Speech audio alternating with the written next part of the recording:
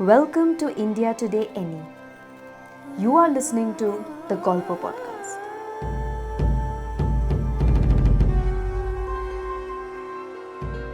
त्रिपुरा का ऊनाकोटी, जिसे उत्तरी पूर्व का अंकोर वाट कहा जाता है, एक शिल्पकला का प्रतीक और प्राचीन शैवियाइट स्थल है जो चट्टानों पर खुदाई की गई मूर्तियों और देवताओं और देवियों के चित्रों का उदाहरण करता है।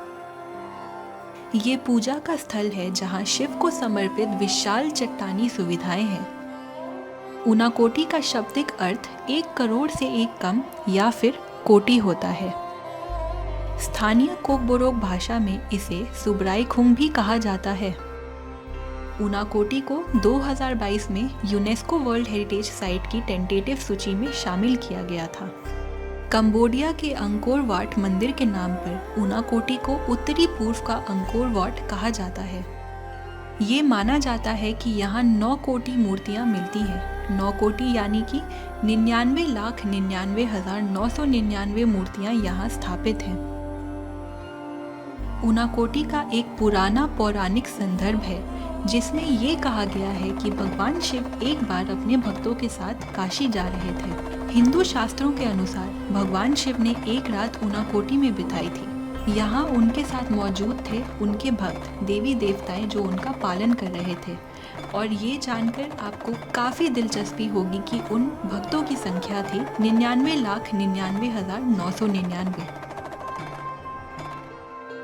सोने से पहले भगवान शिव ने अपने भक्तों को कहा था कि वो सूर्योदय से पहले उठकर काशी की ओर बढ़ने लगे, लेकिन दुर्भाग्यवश कोई भी उठ नहीं पाया, केवल भगवान शिव अकेले ही उठे।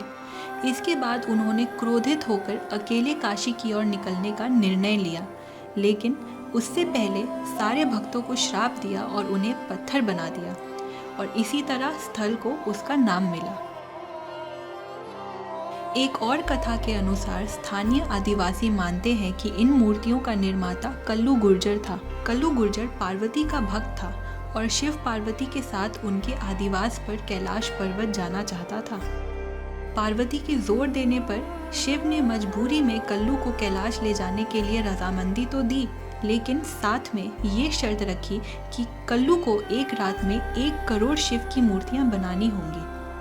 कल्लू ने इस काम में अपनी पूरी जी जान लगाई, लेकिन जब सुबह हुई तो मूर्तियां 1 करोड़ से एक कम यानी कि ऊनाकोटी बनी।